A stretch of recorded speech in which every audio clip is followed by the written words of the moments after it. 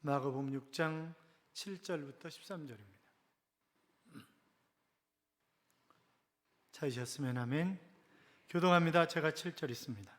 12 제자를 부르사 둘씩 보내시며 더러운 귀신을 제어하는 권능을 주시고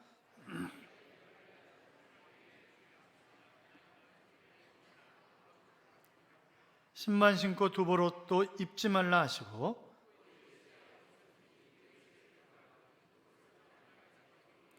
어느 곳에든지 너희를 영접하지 아니하고 너희 말을 듣지도 아니하거든 거기서 나갈 때 발 아래 먼지를 떨어버려 그들에게 증거를 삼으라 하시니 같이요. 많은 귀신을 쫓아내며 많은 병자에게 기름을 발라 고치더라. 아멘. 같이 인사하겠습니다. 주의 이름으로 잘 될 것입니다. 더 잘 될 것입니다. 끝없이 잘 될 것입니다. 아멘. 추운 날씨에 주님을 뜨겁게 사랑해서 주의 전에 달려나와 예배드리는 여러분, 이 한 주간 하나님이 친히 우리와 동행하심으로 행복한 좋은 날들이 되게 하실 줄로 믿습니다. 해마다 겨울이 되면 우리가 성탄절을 지키는 것처럼 유대인들은 하누카 절기를 지킵니다. 주전 168년부터 167년 어간에 안티오코스 에파피네스가 군대를 이끌고 와서 유대인들을 무참하게 짓밟았습니다. 제우스 신에게 절을 하게 만들고 돼지고기를 먹게 만드는 것입니다. 유대인들은 돼지고기를 먹을래 죽을래 그러면 죽는 것을 택하는 사람들입니다. 심지어 모딘 마을에 와서 제우스 신에게 제사를 지내는 그 일을 제사장 마따디아에게 진행을 하라고 겁박을 하는 것입니다. 그래서 이 마따디아는 안티오코스 네파피네스의 부하를 죽여버립니다. 그리고 아들 마카비들, 요한 마카비, 유다 마카비, 시몬 마카비, 이 마카비들과 더불어서 안티오코스 군대를 전부 해치우는 거죠. 그리고 주전 164년에 결국 예루살렘 성을 탈환하게 됩니다. 이 3년 반이라고 하는 기간인데 그때 모딘 마을을 중심으로 해서 약 5만 명이 죽었습니다. 여러분, 그 당시에 5만 명이면 어마어마한 숫자입니다. 그것이 요한계시록에 한때, 두때 반, 3년 반, 1260일 이렇게 나오는 것은 바로 그 3년 반 그러면 살아있는 것이 기적이었던 때, 그런 의미를 가지고 있는 것입니다. 자, 이미 성전이 회포가 되었고 여러 가지 정말 어려운 그런 상황 가운데 있었던 그들이 예루살렘 성을 되찾고 하나님 앞에 간곡하게 제사를 예배를 드리면서 그들이 불을 밝힙니다. 그런데 그 불은 거룩하게 정제된 감람유로만 불을 지피는 것입니다. 그런데 하루치밖에 없는 거예요. 이것을 자르면 일주일이 걸리는데 하루치 양밖에 없어요. 그래서 불을 붙였는데 그것이 8일 동안 계속 불이 꺼지지 않고 타는 것이었습니다. 기적이 일어나는 거죠. 그래서 역사가인 요세푸스는 바로 이 하누카 절기를 빛의 절기다, 그렇게 이야기를 하고 있고, 지금도 이스라엘 백성들은 기스르월 12월 25일부터 8일 동안 그들은 촛불을 켜놓고, 그래서 하루에 하나씩 켜나가는 거예요. 아마 그 꽃꽂이 하시는 분들이 가만히 보니까 불을 한꺼번에 다 안 켜놓고 하나 켜놓고 그 다음 주에 2개 켜놓고 이러는 거 보니까 본래 이것을 대림절, 그래서 크리스마스를 전에 4주부터 바로 그 대림절로 지키는데 그런 의미로 아마 불을 켜고 있는 것이 아닌가. 제가 물어보지는 않았어요. 그런데 눈치로 보니까 그런 것 같아요. 그래서 이들이 그 촛불을 키우는 이유가 뭐냐면, 촛불을 켜놓고 어둠의 세력이 물려가듯이 우리가 빛의 생활을 통해서 어둠을 이겨내자고 하는 그런 의미로 그들은 지금도 촛불을 켜놓는 것입니다. 또 한 가지는 바로 오실 메시아를 기다린다고 하는 그런 의미가 담겨져 있는 거죠. 빛으로 오실, 그들은 아직까지 메시아가 오시지 않았다고 생각하고 있기 때문에 빛으로 오실 메시아를 기다린다고 하는 그런 의미로 불을 켜놓고 있습니다. 이사야 40장 3절에 보시면, 외치는 자의 소리여 이르되 너희는 광야에서 여호와의 길을 예비하라, 사막에서 우리 하나님의 대로를 평탄하게 하라 그랬습니다. 오실 메시아의 길을 준비하라는 거죠. 세례 요한도 역시 바로 그 예수 그리스도께서 오실 메시아였다고 하는 사실을 선포하고 있는 그런 모습을 우리가 볼 수 있습니다만, 이제 우리는 뭐예요? 다시 오실 예수 그리스도를 맞이할 그런 준비를 해야 하는 사람들입니다. 어느 대기업의 회장님이 장로님이셨는데 한 번도 전도해 본 적이 없는 거예요. 한 번도 예수 믿으라고 해본 적이 없는데 주일날 예배를 드리는데 목사님이, 아니 무슨 교회 중직자가 전도도 안 하는 사람이 무슨 중직자냐고, 이게 말이 되냐고, 임직 다 떼라고, 그리고 우리가 사는 목적이 복음을 전하기 위해서 사는 건데 어떻게 복음을 전하지 않고 그건 목적을 상실한 거다, 이러면서 막 열변을 토하면서 우리가 왜 살아야 하는가, 복음 전하기 위해서 막 너무 찔리는 거예요. 그래가지고 내일 출근하면 처음 만나는 사람에게 내가 예수 믿으라고 교회 가자고 해야 되겠다라고 생각을 하고 아침에 출근을 했는데 조금 있다가 비서가 서류를 들고 들어오는 거예요. 그래서 교회 나가냐고. 안 나갑니다. 왜 안 나가냐고. 지옥 가고 싶어? 그러면서 우리의 죄 문제가 해결되지 않으면 천국 가지 못하고 지옥 가는데 천국과 지옥은 반드시 있다고, 그래서 죄 문제 해결에 대해서 그 해결을 위해서 예수 그리스도가 이 땅에 오셨고 십자가에 못 박혀 돌아가셨고 막 열변을 토하고 그랬더니 막 눈물을 툭툭툭 흘리는 거예요. 내 말에 굉장히 은혜가 되는 모양이다, 그렇게 생각을 하는데 그게 아니라 그 비서가 그러는 거죠. 회장님, 제가 회장님을 모신 지 10년이 넘었습니다. 회장님이 교회 열심히 다니시고 지난번에 장로님도 되셨는데 그런데 왜 나한테는 교회 가자는 얘기를 안 할까? 나는 교회도 가면 안 되는 그런 인간인가? 그런 생각 때문에 참 괴로웠었는데 오늘 교회 다니라고 그러셔서 너무 감사합니다, 이러면서 울더라는 거예요. 여러분, 다시 오실 메시아의 길을 준비하는 것은 복음을 전하는 것으로부터 출발하는 것입니다. 왜 전도해야 됩니까? 요한복음 14장 6절에 보시면 예수께서 가라사대 내가 곧 길이요 진리요 생명이니 나로 말미암지 않고는 아버지께로 올 자가 없느니라 그랬습니다. 사도행전 4장 12절에 보시면 천하 인간에게 구원을 얻을 만한 다른 이름을 주신 일이 없다 그랬어요. 그러니까 우리가 죄 사함 받고 천국 가고 하나님 만나고 하는 것은 예수 그리스도 외에 다른 방법이 없기 때문에 전도라고 하는 미련하는 것을 통해서 복음을 전하게 하신 것이란 말이죠. 그것이 우리가 이 땅에 살아있는 그런 이유라고 성경이 이사야 43장 10절에 말씀하고 있는 것도 우리가 볼 수 있습니다만, 로마서 10장 14절에 보시면 이렇게 기록되어 있습니다. 그런즉 저희가 믿지 아니하는 일을 어찌 부르리요? 듣지도 못한 일을 어찌 믿으리요? 전파하는 자가 없이 어찌 들으리요? 보내심을 받지 아니하였으면 어찌 전파하리요? 기록된 바 아름답도다 좋은 소식을 전하는 자들의 발이여함과 같으니라, 그렇게 말씀하시는데 복음을 전하는 발이야말로 평안의 발이고 아름다운 발이라고 하는 것입니다. 마태복음 28장에 보시면 예수님께서 제자들에게 마지막 부탁을 이렇게 하십니다. 너희는 가서 모든 족속으로 제자를 삼아 아버지와 아들과 성령의 이름으로 세례를 주고 내가 너희에게 분부한 모든 것을 가르쳐 지키게 하라. 볼지어다 내가 세상 끝날까지 너희와 항상 함께 있으리라, 그렇게 말씀하셨습니다. 우린 뒤에만 좋아해요. 항상 함께 있는데 이것만 좋아하고 앞에 가서 제자 삼고 이런 거는 안 좋아해요, 별로. 여러분, 제자라고 하는 마테테스라고 하는 단어는 이 배운다라고 하는 의미의 단어에서 온 말입니다만, 지식적으로 또 우리가 모방해서 닮아가는 사람, 배우는 사람이라고 하는 그런 의미인데, 제자가 있으려면 누가 있어야 돼요? 선생님이 있어야 됩니다. 그렇잖아요?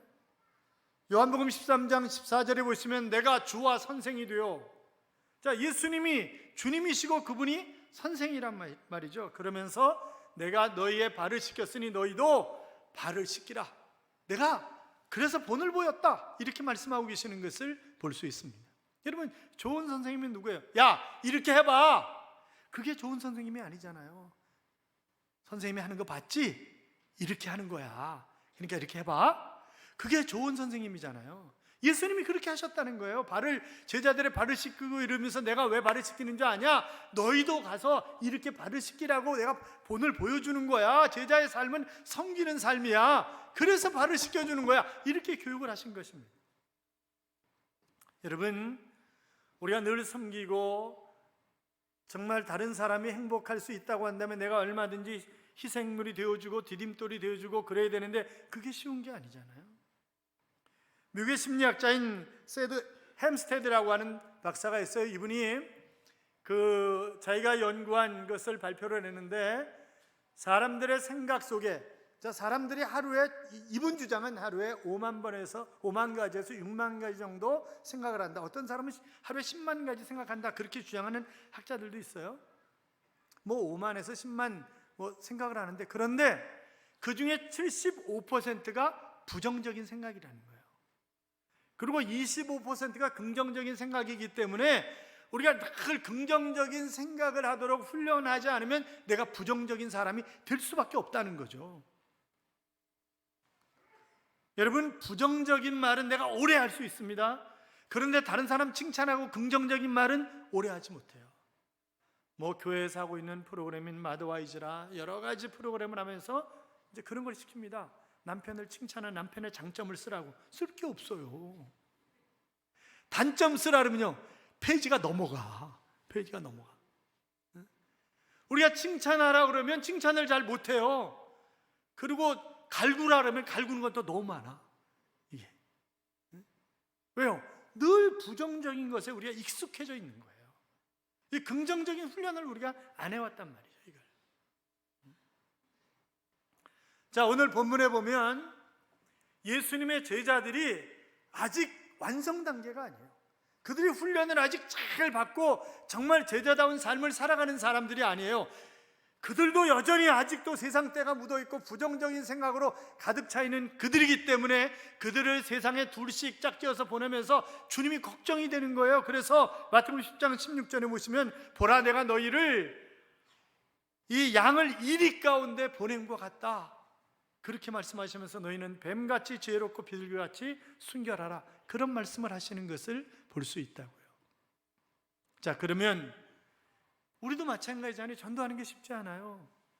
이게 주님의 지상 명령이기 때문에 당연히 해야 할 보편적인 사명인데 쉽지 않단 말이죠. 그러면 예수님이 그 당시에 어떻게 하셨는가, 그것을 보면서 물론 시대적인 차이가 있겠지만, 이렇게 하면 우리도 효과적으로 복음을 전할 수 있겠다, 교회가 풍성한 그런 열매를 맺을 수 있겠다는 그런 생각을 할 수 있는데, 첫째는 함께하는 공동체 사역을 해야 된다고 하는 것입니다. 그러니까 저도 꿈꾸고 있는 부교육자들이 근데 잘 안 되는 거예요. 이게 모집을 할 때 어떤 분야의 청소년이면 청소년 전문가가 좀 와달라. 목사가 다 잘하는 게 아니잖아요. 그러면 상담 전문가 이렇게 해서 팀을 이루어야 되는 거거든요. 그래야 이게 정말 아름다운 그런 공동체를 만들어갈 수 있는 건데, 그게 잘 안 되는 거예요. 쉽지 않아요. 그리고 제가 늘 꿈꾸고 있는 아이들에게 꿈을 심어주고, 그래서 이 아이들을, 믿음 좋은 아이들을 세상 속에 내보내야 할 책임이 우리에게 있다라고 생각하면서 끊임없이 비전 식기를 해야 된다는데, 이 부교육자 이 사람들이 잘 안 해요. 그래가지고 겁박을 해요. 그만두라. 근데 그건 속으로만 해.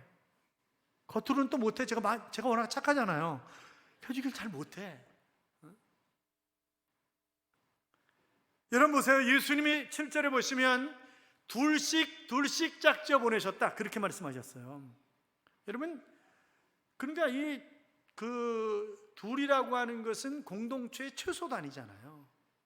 둘이 있으면 얼마나 좋아요. 전도서 4장 9절 이하에 보시면, 두 사람이 한 사람보다 나음은 그들이 수고함으로 좋은 상을 얻을 것이므나 혹시 그들이 넘어지면 하나가 그 동물을 붙들어 일으키려니와 홀로 있어 넘어지고 붙들어 일으킬 자가 없는 자에게는 화가 있으리라.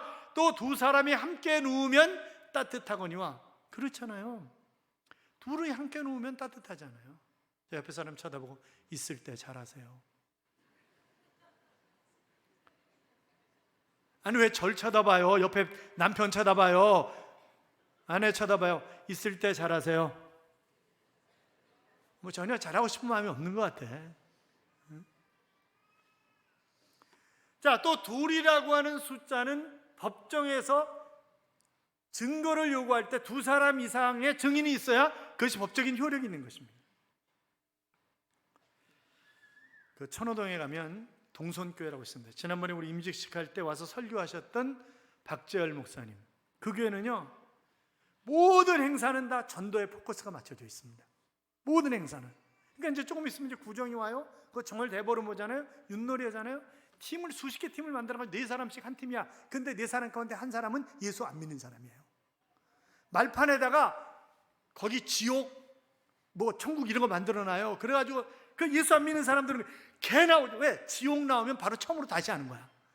천국 나오면 바로 말이 나는 거예요 그냥. 그러니까 개 나오면 안 돼. 그러면 처음부터 다시 해야 돼. 그러니까 이 예수 안 믿는 사람도 이 윷놀이 하면서 천국 가 이제 지옥 가면 안 된다 막 그게 막 배는 거예요. 그리고 체육대회 하면 11명 선수 가운데 2사람 내지 3사람은 동네 예수 믿지 않는 사람이에요. 그 사람들을 센터포드 시키는 거예요 가운데. 그래가지고 모든 공을 거기다 몰아줘. 그 사람이 골 넣도록.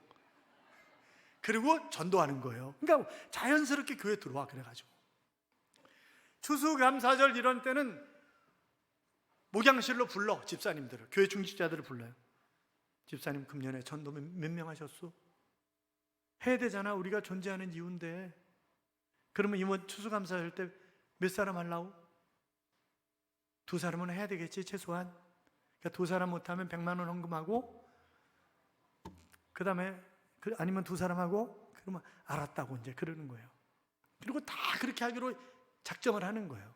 그래서 추수감사절이 되면 수없이 많은 사람이 등록을 하고 전도 못해가지고 헌금도 억수로 하고 그러는 거예요. 우리도 한번 그래 볼까요? 전주에 가면 안디옥 교회라고 있습니다. 거기도 모든 것을 다 선교의 포커스를 맞춰서 하는 그런 교회입니다. 그 교회에서 200여 개국의 선교사님들을 지원하고 있습니다. 파송도 하고 지원도 하고 그러는 거예요. 교육자를 제외한 모든 교회 전 기관 할 것 없이 모든 부서는 단돈 1원도 지원을 하지 않습니다. 왜? 선교하는 데 쓰기 위해서. 아니 스스로 안 받는 거예요. 그리고 유치부서부터 어른들까지 전부 한 사람도 빠짐없이 선교헌금을 드리는 거예요. 그리고 모든 선교회는 다 자기가 맡은 나라가 있어요. 그러니까 57년생은 브라질 선교회, 1958년생은 일본 선교회, 이런 식으로 다 맡겨져 있는 거예요. 그러니까 그들이 브라질, 일본하고 세계 200여 개 나라를 각기 선교회에서 나이별로 전부 섬기는 거예요. 성가대에서 가운을 새로 해달라는데 어떻게 할까요? 대답을 안 하네.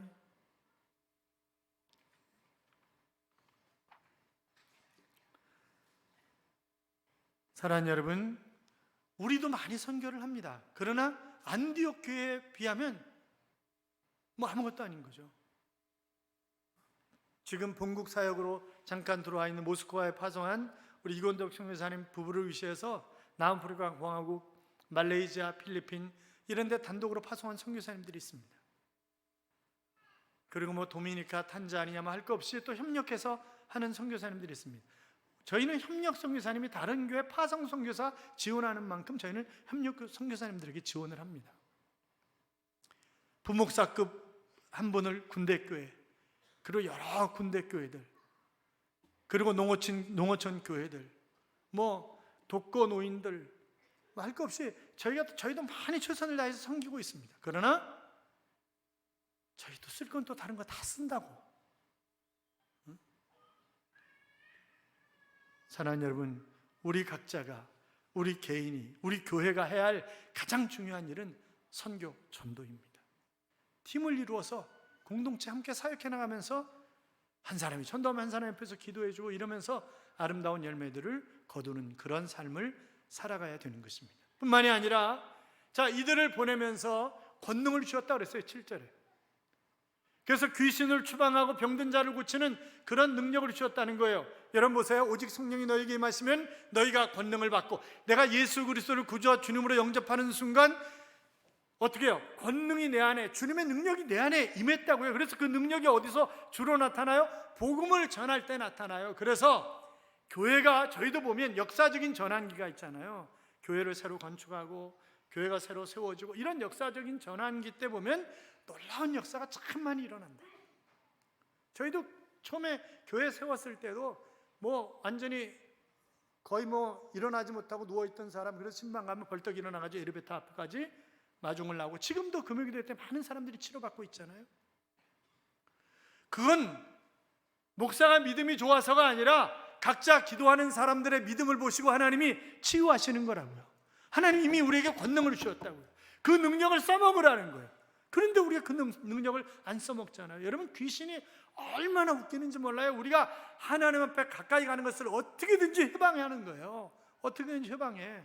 우리의 생각 속에 부정적인 것, 간사한 것, 시기, 질투, 미움 이런 거를 끊임없이 집어넣어서 우리가 정상적인 신앙생활을 하지 못하도록 만드는 거예요.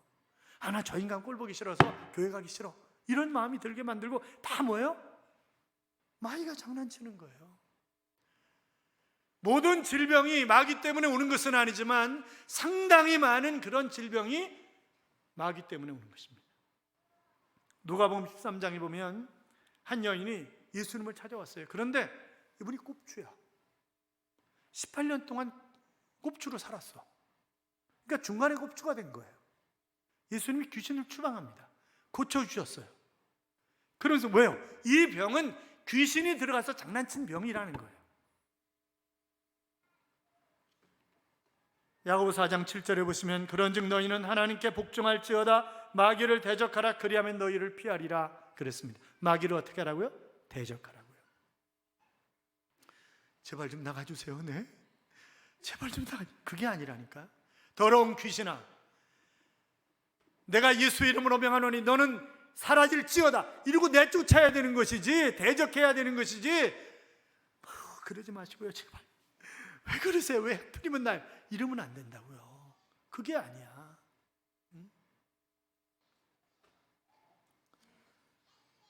마가복음 16장 17절 이하에 보시면 믿는 자들에게 이런 표적이 따르리니 곧 그들이 내 이름으로 귀신을 쫓아내며 새 병언을 말하며 뱀을 집어올리며 무슨 독을 마실지라도 해를 받지 아니하며 병든 사람에게 손을 얹즉 나으리라, 그렇게 말씀하셨습니다. 그러니까 여러분이 기도하는 거예요. 추방하는 거예요. 그러면 주께서 놀라운 역사를 우리에게 주실 줄로 믿습니다. 뿐만이 아니라 거기 8절 9절 봐요. 8절 9절 같이 읽어요. 명하시되 여행을 위하여 지팡이 외에는 양식이나 배낭이나 전대에 돈이나 아무것도 가지지 말며 신만 신고 두벌옷도 입지 말라 하시고. 여러분, 해외여행 가보신 분들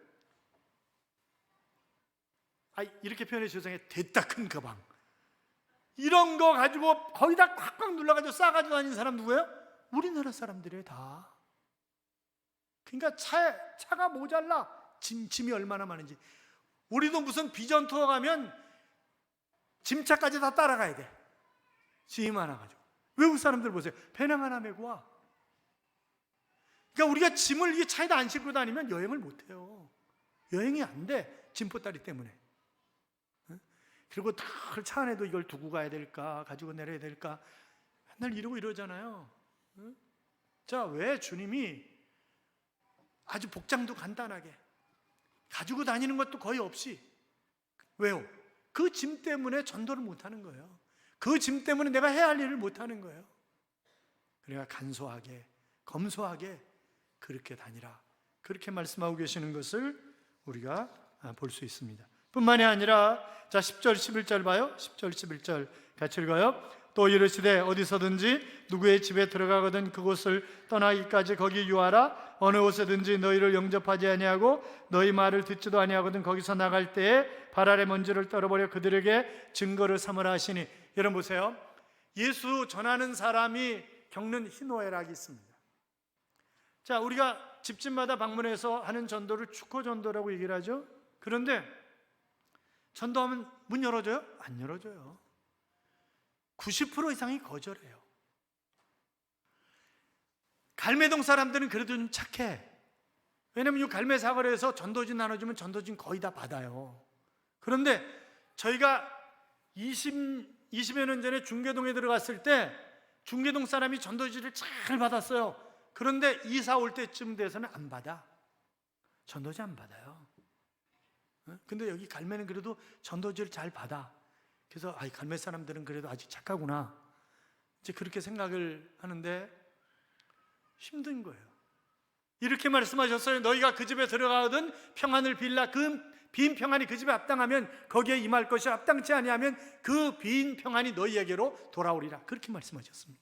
자, 그러니까 이래도 수지 맞고 저래도 수지 맞는 거예요. 복음을 전했어요. 저 사람이 예수 그리스도를 영접했어요. 그러면요, 나는 하늘의 별처럼 빛나는 받을 상급이 있는 사람이 되는 거예요.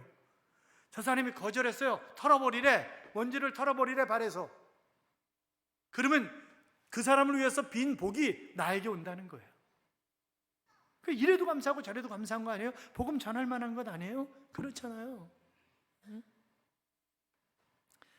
자, 그래서 예수님의 명령을 따라서 이들이 둘씩 나가서 전도를 했더니 어떤 역사가 일어나느냐? 12절 13절 같이 읽어요. 제자들이 나가서 회개하라 전파하고 많은 귀신을 쫓아내며 많은 병자에게 기름을 발라 고치더라. 아멘. 할렐루야. 그것이 제자들에게만 나타나는 현상이 아니라 오늘 복음을 전하는 우리에게도 똑같이 나타날 줄로 믿습니다. 여러분, 제자들만 복음 전하는 건 아니에요. 그렇잖아요. 우리 모두에게 주신 사명이야. 그래서 최선을 다하는 삶을, 마가복음 10장 29절 이하에 보시면 예수께서 가라사대 내가 진실로 너희에게 이르노니 나와 및 복음을 위하여 집이나 형제나 자매나 어미나 아비나 자식이나 전토를 벌인 자는 금세에 있어 집과 형제와 자매와 모친과 자식과 전토를 100배나 받되 핍박을 겸하여 받고 내세의 영상을 받지 못할 자가 없느니라. 이렇게 말씀하셨습니다. 여러분, 복음 전하는 자들에게 이 땅에서도 100배의 복을 하나님 주시겠다는 거예요. 그렇잖아요. 영원한 천국뿐만이 아니라 이 땅에서도 100배의 복을. 그러니까 내가 정말 잘 되는 삶을 살려면 복음을 전해야 되는 거예요. 그 전도 간증자들 우리가 많이 모셔다가 간증을 들었어요. 주로 이제 그분들이 남편이 되게 회사 사장님들이에요, 회사. 근데 그 간증하는 분들이 똑같이 하는 얘기가 있어요. 그런 다음에 남편이, 여보, 당신 요새 전도 안 하지? 왜요? 사업이 안 되잖아, 사업이. 그렇게 얘기한다는 거예요. 내가 전도하는 것과 사업이 잘 되는 것이 비례한다는 거예요. 내가 주님의 일을 열심히 하면 주님은 내 일을 해주시는 거예요. 내가 내 일 열심히 하는 것보다 주님이 내 일 해주시는 게 효과가 훨씬 더 낫지. 그렇지 않겠어요? 사랑하는 여러분, 내가 만난 주님, 그래서 그것을 잘 간증으로 만들고, 그래서 언제 누구를 만나든지 복음을 전할 준비가 되어 있어야 하는 것입니다.